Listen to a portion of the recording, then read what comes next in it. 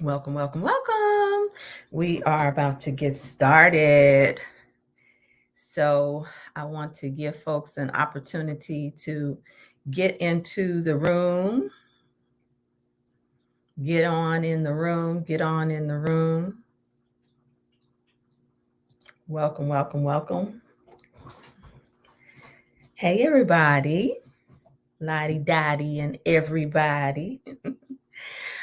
Okay, so we are picking up on our conversation in the last couple of weeks on archetypes. This thing is really not showing how fly my haircut is. Now, I do this every time I go on. But anyway, if this is your first time joining, I am Latanya Taylor, affectionately known as the Rev Coach, the Juicy Spirit Mama, the Priestess of Purpose, Pleasure, Passion, and Profits. And we come together every Wednesday for our Tribe Talk. And if you haven't had an opportunity to join us, welcome if you're here for the very first time. So I want to just jump on in because we've been talking about our archetypes and our contracts, and we just came off of a beautiful workshop, Your Divine Design, discovering your feminine source code, feminine leadership source code. And it was definitely fun. It ended up being so much fun. I enjoyed every moment of it, and I'm always surprised at how spirit will use me and use the information that I might approach intellectually, and there's something that always happens in a magical way when I do the work of the feminine. It truly is an igniting force in this rebirth journey.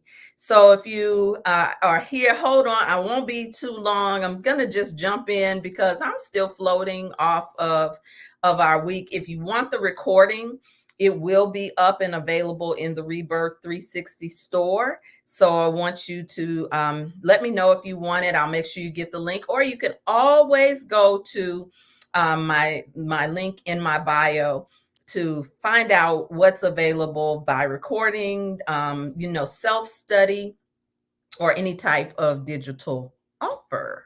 Okay. So you don't always have to work with me if you're not ready for that, in other words. But today, I want to share with you because we talked about the archetypes. We shared about the archetypes. I think I better make sure that I get the Rebirth Tribe in here because they get on my case a little bit when I don't have the broadcast set up in the group. So I do. So the broadcast is in the group now. Okay. As well. If you want your conversations and your feedback to be more private, you can go into the group. I am broadcasting on the Facebook page, on the public Facebook page today. I'm just playing with it. No big, I just felt led to do it. But we'll only be here on Facebook for on the public page for a short amount of time. The rest of the broadcast will be inside of the tribe and on YouTube. Please subscribe to my YouTube channel, Rebirth with Latanya Taylor. Okay, so we have been discussing these archetypes, and what I noticed is once we got into the workshop, which I can't give you all the goods from the workshop, but what I can tell you is there is a portion of a segment in the discovery process where we looked at how you mother, how you want to be mothered, and versus how you were mothered. Okay, how you mother, how you want to be mothered or wanted to be mothered. Hey, love, how you doing? Versus how you were mothered. Okay, and so when we got to that point, I had to get off of it because I knew that it needed its separate space. Now, today we're going to still just kind of scratch the surface of what I would invite you to consider your inner critic versus your inner mother. And mother may I, particularly when it's time for you to play a bigger game, when you're being called higher into your purpose, called high into responsibility, to handle the business of your family, of your vision, or handle the business of the business. Okay, so this is a feminine leadership conversation. This, even if you feel like you have not stepped fully into your feminine leadership, that's okay. Rising feminine leaders, okay, or whatever role you have played in your womanhood. So listen, if you are looking at me right now, say hi. Don't, I'm from the South. We don't come into other people's houses without saying hi. We don't walk in the room without just giving a shout out to the folks in the room. Now come on, let's have some home training. Hey, love, what's up now? What's going on? So, today I want you to explore a little bit of the feedback of your inner critic. There's been a lot of conversation. Hey, now, there's been a lot of conversation about the feminine. Even men are doing podcasts and talking about the feminine in ways that I remember when I first started doing this work, there wasn't a lot of talk about the feminine and the masculine and the soft life and all of these terms that we are using. And so now men are giving women their definition of what the soft life is and what the feminine is. And there are still women who don't know how to define it for themselves. And so one of the things that I have noticed that comes up, particularly for business owners, and when we get ready to do this work together in business, as business partners, as business collaborators, when it's time, there still is this element of competition. There still is this breakdown of when it's time to play a bigger game, that you still have to DIY it, or you can't trust women. In fact, I just made a post on my Instagram that I do want to highlight here when we talk about sisterhood. Now, you all hear me talk about the Rebirth Woman Tribe a lot, right? And the Rebirth Woman Tribe are women from all walks of life, particularly all walks of my life. There are some women who came into in fact, remember, we were releasing the Rebirth Woman Tribe for the app, because I have the Rebirth 360 app for us to be able to have unedited conversations. And so sisterhood has been a buzzword for a long time. Tribe has been a buzzword for a long time. But the truth of the matter is, hey, beloved. So the truth of the matter is that a lot of people don't know how to operate in group settings, in tribe, particularly if you didn't play team sports, if you weren't didn't have leadership responsibilities as a young person. It may be still foreign to you to be able to trust anyone outside of your family or the ones that you've chosen to be in your inner circle, in your inner realm, so to speak.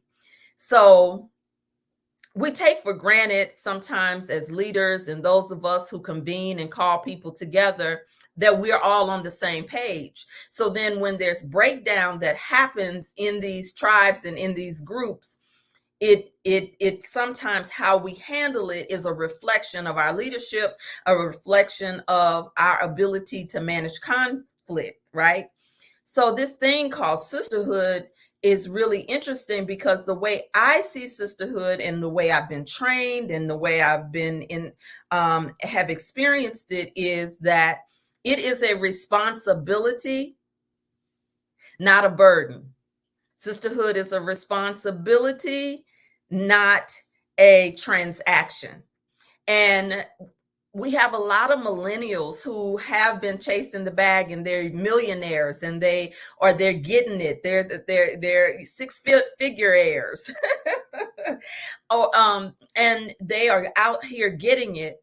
And oftentimes when there's a sister in our community who talked about this on one of the tribe talks we had last year. She said that she had been on Facebook pretty much since she was an adolescent. Facebook was her social way of being. And like, so they hold friending, unfriending, blocking as a form of communication and conflict management as millennials. And whereas with Gen X, we played outside. We remember landline phones. Shout out if you remember your landline phone. Does your mother still have a landline phone? Mine does. Anybody got a landline phone at your house? Remember the landline phones? Call waiting was a big deal, but remember when the line was busy, we just had to wait and call back, or you had to pass by someone's house, or you sent a message by someone going that way, especially if you're down south. You remember in down south, when you're passing by somebody's house, you holler at them, hey, how you doing? I gotta say this because there's so many northerners moving to southern places, bringing their cold ways that they don't know that they're moving. If you go to the islands, you adapt to the islands. But I want to say this because there are millennials who watch. There is our generation of rising mothers and grandmothers in our tribe, right? Y'all still remember, okay, we got some landline phones and that type of thing. Yes, okay. Y'all, okay. Three-way calling, that was new too. That was a big deal. We played outside. A lot of millennials played on PlayStations and Xboxes and that type of thing. They got indoctrinated by machines. Machines don't talk back. Machines don't give you conflict. You know, you got to defrag them and do certain things to upgrade them. They break down. You know what I mean? It's mechanical. And so some of your children do not have conflict skills. They cut people off, they shut people off. And this is really not the direction of this conversation today, but it kind of could be, because we're talking about Mother May I, the voice of the inner critic and the inner Shero, because that's going to sound different depending on your culture, your indoctrination, your experience, lived experience, your traveled experience, and how you handle the part of you that tells you not to move forward, the part of you that shows up when it's time for you to show up. Okay, so that we got the context, right? We got the context. Thank you. Can you see my hair? Somebody say I love your hair. Thank you. You can't see all the curls. So on here, it looks like a fro, which I ain't really too fond of it looking like a fro, but it's, so I have to tell y'all this story. Maybe I'll come in the group, but I'm doing a new technique, a wash and go. So there's a whole hair story. I was really thinking about whether I would come on here and talk to you all about hair, because our hair and our embodiment of our natural selves, our natural beauty, the lies that we've been told. Did you all know that 4C stuff is a marketing? It originated from marketing. Did you know that 4C was really just designed, 4C, 4B, 4A, all of that was just designed to sell product? So I stumbled upon one of my sisters. She showed up at a lunch we were having, and her hair was all curly and beautiful. And she said, and I said, oh my God, I love that. I wish I could do that with my hair. She said, you can. You just have to be re-educated. And I go to somebody who shows you how to really identify the curl pattern in your hair. Now, mind you, my sister who did my hair used to always tell me, your hair is naturally curly, Latanya. And I'd be like, yeah, underwater. But then when it dries up, But the truth is, we've been lied to about a lot of things. So that's really another topic. Tell me how you would think, how would you like it? Because there's a group of women who are specializing in something called tight curls, and they're showing you how to wash and go. So this is really just a wash and go, although I'll probably do other styles. Just FYI, how many of you all knew that I went to cosmetology school? So I like talking about hair, and I'm a geek about all things that I'm into. So I love talking about hair. I love learning new things, and they totally have turned my world to really embrace um, my texture and how to care for it. So, okay, off of that. So let's jump back into this. Okay, thank you for the compliment. Thank you for the feedback. Okay. So I want to explore when it's time for you to show up and the inner critic shows up versus the Shero. Now, there have been times in all of our lives where the Shero does show up, right? And yeah, you never knew that. Okay. Yes, we could talk about that. We could talk about hair forever. Maybe we'll do that in the tribe. Okay. um, So today I want us to look at some of the things that show up when it's time for us to step it up, when it's time for us to rise up, when it's time for us to go higher, when it's time for us to play a bigger game, when it's time for us to expand our territory, when it's time for us to get in action. What happens when something new is required of you?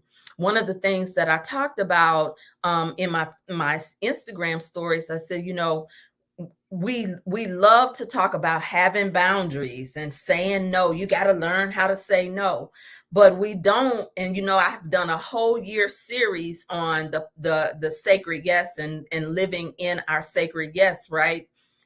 Yes continues to minister to me because it continues to open me to myself, my vision, and the desires of my heart as a woman, as a feminine soul. And it's easy, in my opinion, after you grow up from 2 years old. When I was a child, I spoke as a child. Now that I'm all grown up, I put away childish things. And so sometimes you have to put away your no to other people and discover your yes to yourself. Okay. So the inner critic, I want to ask you a few questions.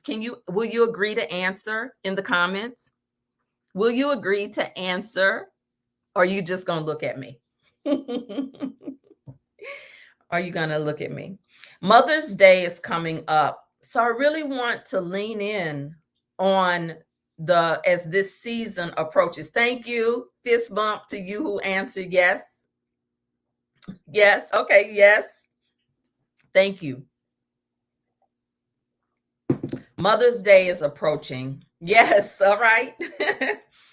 And as women approach Mother's Day, our daughters are talking about their relationship with their mothers, our nieces. And who am I talking about? I'm talking about those who are younger than us. I'm talking about those who are raising their own young babies now, and they're recognizing that there's a breakdown with their inner mother, with how they mother themselves. Mother's Day is approaching, and there are some sisters who cannot really celebrate it authentically. How many of you may not want to admit it? And I'm not asking you to, but if you want to put it in the comments, we can talk about it. I actually wanted to have a few of you come on and chat with me on this, not to mention the woman who has been unmothered, but she has a mother, or undermothered in the sense of nurture, or motherless. So what happens when this holiday comes, or you've lost your mother that did nurture you? Mother is a powerful topic for us in our feminine leadership. And our daughters, and I call them our daughters when they are 30, 35, 40, those are our daughters. You can look at them as just those hot girls over there. but they are talking in a way we didn't, Gen X. First of all, we didn't have social media. And they're certainly unveiling in a way that baby boomers didn't. They didn't allow us to. They're talking about having, Gen X is talking about having to raise your children, baby boomers, silent generation. And now you have millennials and Gen Z and even Gen Y who are challenging all of the fake stuff, all of the pretense. So we either get to do this work by choice or by force. I'm already got to talking about this hair. Let me get through this because I promise you I'm going to challenge myself to get in here and get out of here today. I want to ask you more questions, and I want us to dialogue more about this, right? Let's explore the feedback of the inner critic, yours.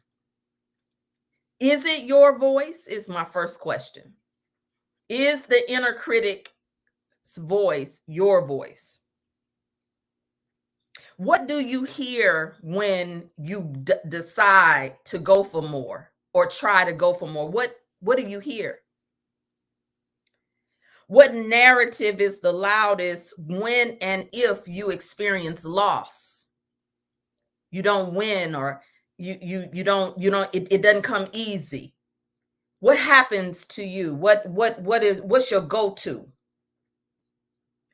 When it's time to try new things, what is your first response? You might have to replay, watch this again and replay. These are good journal prompts.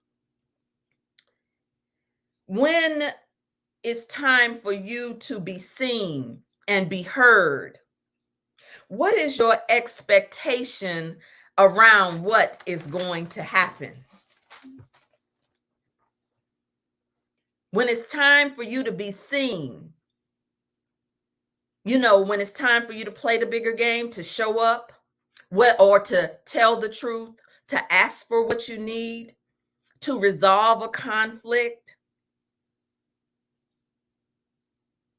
what is your first response? Y'all with me?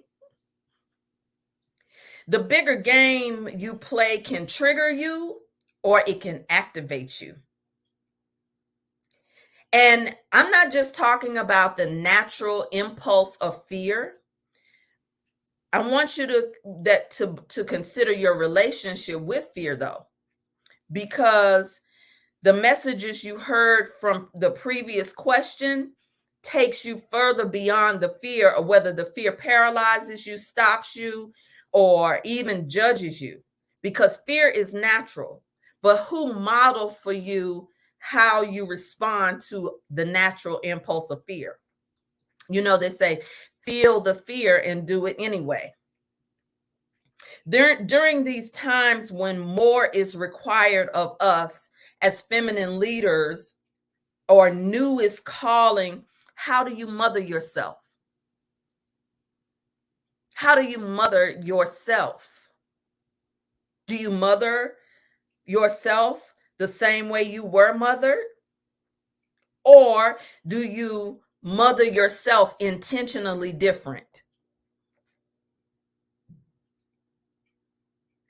I'll say it a different way. Do you intentionally mother yourself differently?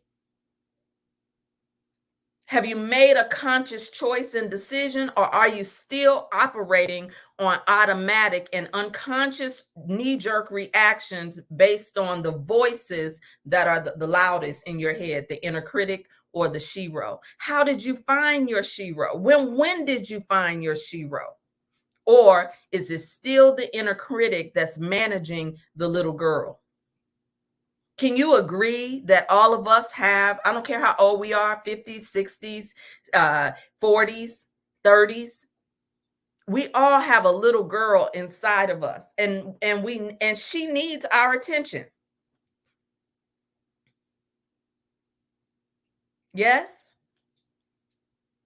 Because if she doesn't get our attention, even as adult women, she acts out. She has tantrums, meltdowns, falls out in the floor, symbolically. The little girl in us is sometimes speaking, although it's covered in the body of a grown woman. So when we talk about the inner critic, simply put, it is negative self talk. But how did you learn how to talk to yourself? Who did you see talking to you, calling you names? Did they call you the names that you truly were, or were you called out of your name? Hmm? And how did you respond? Were you affirmed, or were you constantly warned about other women, about the roadblock, the fear, or were you told you can't do that for whatever the circumstances or the situation was, or I just don't see how? Of course, I have a story. Oh, okay, shut down or cry. Okay, I thought you were saying you were okay, good. Okay, I'm gonna get your responses. Some of you all are answering. Let me pause here and get your answers. Some of you are saying I shut down and I cry. Okay, I love the ownership of it. Others of you are saying I shut all the way down. Okay. Someone said, "Oh my God, um, light on. I mother myself like my mom, hard and love." Okay, good. I am, but I have to think about that, and as I do, fear paralyzes me, but that is the main thing I'm working through. Yes, yes, yes. Come on now. That my inner critic voice is my mother's, and sometimes her reaction to a situation. Okay, I love that someone said I just go for it. I do get nervous. You feel the fear and you do it anyway. Okay. Chantel says, I sometimes I criticize myself about what I don't know how to do. You're not by yourself, sis. Another one sister says, I hear myself. Yeah, okay, I want to challenge that, because all of us have in us voices of who raised us, unless we face them and challenge them. So I want us to consider the little girl for a moment and her needs. Because your little girl didn't know the world as you now know it. She doesn't have the lived experience. So therefore, your little girl's cognitive processing is not as advanced. So she believed whatever was told to her, said about her. And sometimes, in some cases, nothing said to her at all. She wasn't seen. She wasn't heard. She wasn't protected. She wasn't affirmed. She doesn't was not even cultivated to know her Shero. The little girl believed what she was told is true, because see, mommy doesn't have to say a lot for a girl to pay attention to mommy. She pays attention to even what mommy doesn't say. She knows mommy's secrets when mommy thinks that she's keeping it from everybody. Come on. Any mothers and daughter dynamics in here that can testify? Okay. The mother-daughter dynamic is an interesting one. Just like daughter and daddy. We'll talk about daddy later. But right now, we're going to talk about mama, because Mother's Day is coming. And so many of you send me inbox messages. When you do some more work with the mother wound, let me know. I want to do some work around my mother wound. You know, I get special orders. Sometimes y'all so bossy. Y'all give me special orders.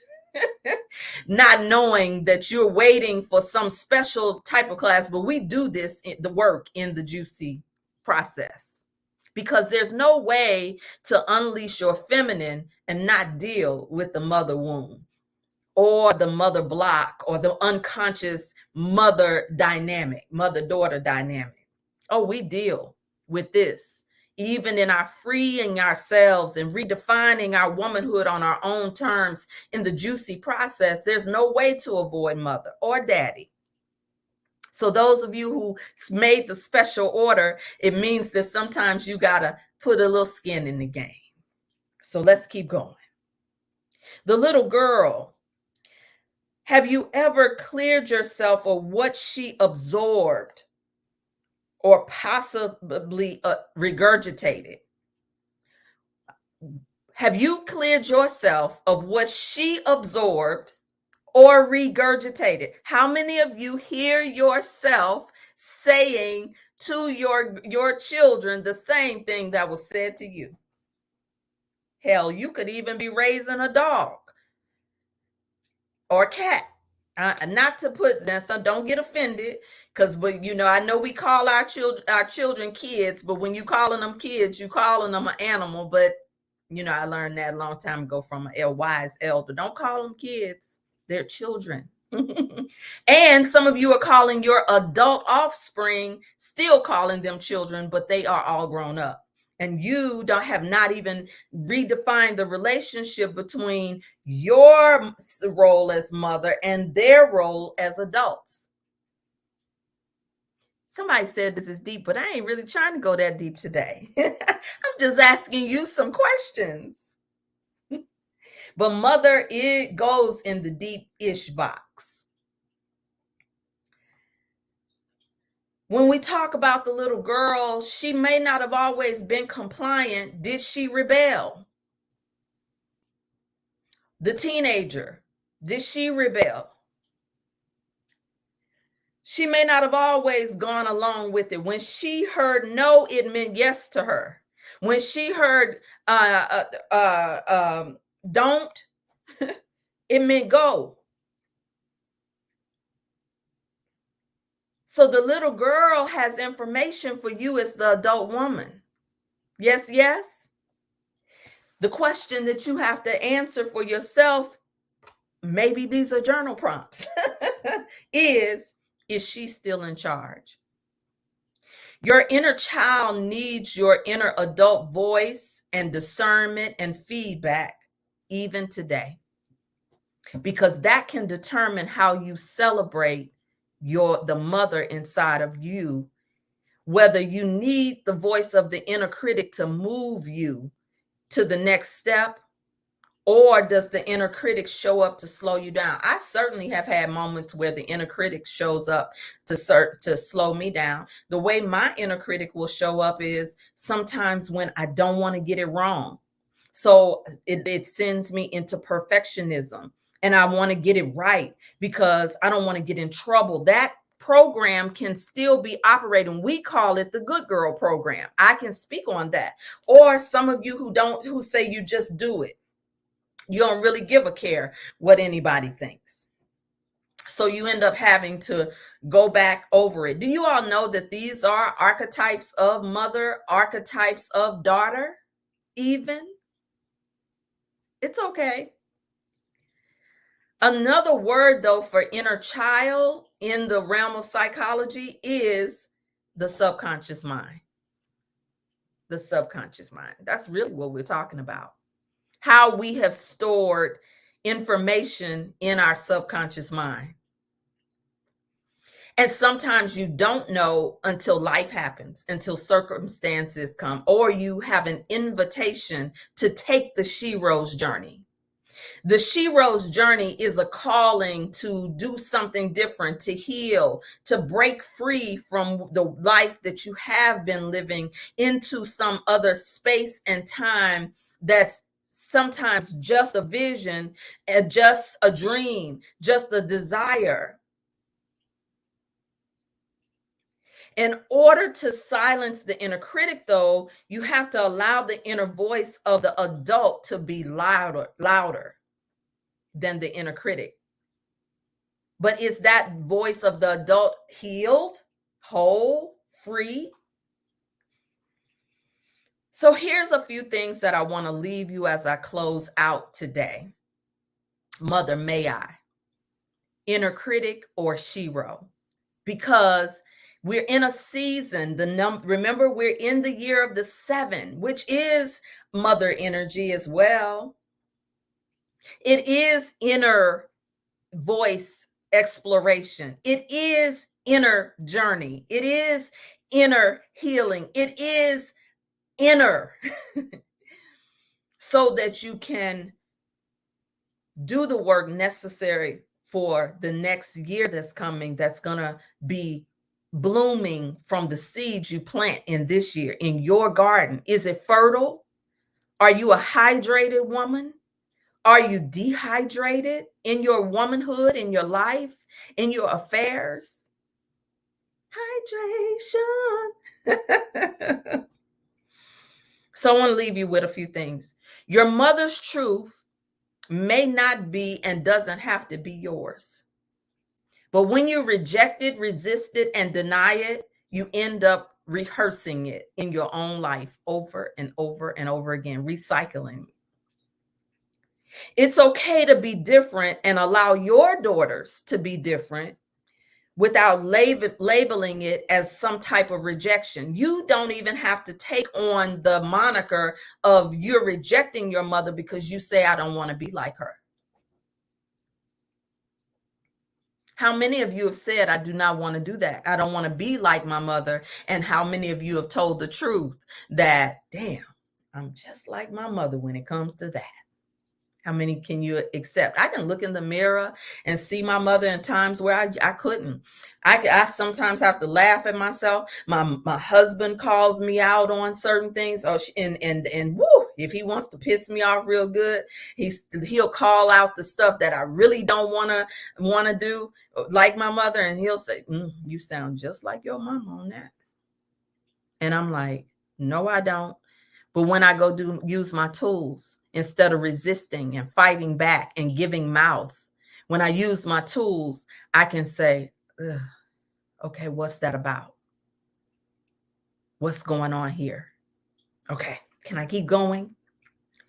A part of growing up, as grown as we are, is really our desire, our choice for emotional intelligence, right? And another word for emotional intelligence could be maturity, right? And no matter what age. When I was a child, I spoke as a child. And now that I'm all grown up, I put away childish things. But some of us in our relationships with our partners are still speaking like children. The little girl, the unhealed little girl. Because let me say this real quick. The truth is, in this culture, because of who we are as tribal people, indigenous people, and because of the way we in our DNA that we revere mother, and she's so precious, because mother has been so hidden in the religions and in the culture of our spiritual relationships, because mother is more than just the person who gave birth to you. She is much, much more symbolic in our spiritual journey and life. We have reduced mother to the thing that we cannot tell the truth about. And many people, many systems in our culture do not give us permission to tell the truth about our relationship with the mother that bore us, the mother within us, the mother in the collective consciousness, the mother in our religious worship. And this is what's going to heal the planet. This is what's going to save us from the destructive, nefarious energy on the earth right now and in the cosmos, because there's parallel universes happening at all times. If you don't know what these terms are, it's okay. I'm speaking to the people who are adepts and understand. But what you do know is we must begin with just ourselves, and then it continues to expand. Mother is the gift that keeps on giving us information and in our Akashic records. This is why I don't have these conversations that much on the open webs, because it is a sacred container for particularly melanated women to do our work in a safe space that allows us to tell the truth about how we were mothered. Because many of us weren't mothered based off of the needs of our archetype. because your mother possibly was not mothered based off of the needs of her archetype. So we're not only inheriting and passing down legacies of dysfunction and disconnection and disenchantment, we haven't been given permission to tell the truth about it. Let me just ask you, do you give your daughter permission to come and talk to you when she's unhappy about something that you said or did? Let's just deal with it right there. Or were you afraid you were going to get slapped into next week? That's what we say. Man, I ain't telling her she gonna slap me into next week. Or were you afraid of what other people? Girl, your mama worked hard for you. She sacrificed for you. She did the best she could. Just because your mother did the best she could does not absolve you of being able to embrace whether the voice of the inner critic is still running your grown woman life, or the voice of the little girl who is still conforming to the voice of the inner critic, or the part of you that may be still trying to prove your worth, you're good, you can handle it, in survival mode. Okay, let me get off of that because I know it gets deep. Be honest about the hidden need for approval, or to prove something, or to be responsible, or that you can do it, you can handle it, you got it. Resolve the next point. Resolve the divide between the little girl and the rebellious teen. In other words, two of them can exist inside of us and be in conflict and showing up in our relationship, in our marriages, in our parenting, and in our businesses. Yes, ma'am. The things that I hear business owners saying about managing a team, about working with other women, it is so emotionally bankrupt. And because it's business and we are doing business oftentimes like men, we don't think that there's anything wrong with it because we've been conditioned in the fields of corporate America or in the public sector. Sisterhood, sistership, entrepreneurship, all of this stuff shows up. It doesn't go away. Okay, let's keep going. Resolve the gap, the mother and daughter gap of what we need versus what we received. That's the invitation of you answering the first set of questions that I asked. If you're just joining, go back to the replay. They are good journal prompts, particularly for people who have a difficult time during Mother's Day, who conform. You can't find the card by Hallmark or what is it, mahogany. You can't find the card that captures what you really want to say. If you can't relate to this, it's no worries. I'm speaking to the women who desire it, because we need spaces for sisters. It used to be me. I definitely have a story. Just like my first story of freedom, healing, and release came through my daddy girl issues. A lot of times I didn't even recognize how deep the rabbit hole was with mommy issues. My mother, myself, I've taught on that. I think it's on my YouTube channel. I've taught about the unmothered woman. That was an epic share. We had guests on. Tanya Freeman and Rhonda Bird were my guests, and they come from the Rebirth Woman tribe, and we talked openly about the unmothered woman, because you can have a mother and still feel unmothered or like a motherless child. But today, we're not just dealing with the mother wound. The opportunity today is to see how the inner critic shows up to stop you, slow you down, cause delay, have you look at other women suspect, look at not be able to trust yourself, not be able to trust the invitation, to be in constant conflict with other women in authority. So you don't accept the invitation to grow, to heal, to feel, to deal, to do the work, because the truth of the matter is, you have unresolved inner critic and unknown Shero inside of you. Your Shero's journey has not even been fully nurtured because you've been really managing the inner critic through survival mode. You don't even know what it is to be on your Shero's journey. So I want to invite you to, we're going to do a special session on May 13th for remothering ourselves, celebrating the being able to get to the point that, if nothing else, for those of you who have a mother wound, for those of you who are healing the inner critic, for those of you who want to play a bigger game in business and in your relationships with women, it's going to be absolutely free. And so in the description is a number for you to text. I really should have put the number in here for you to text. Damn it, daggone it.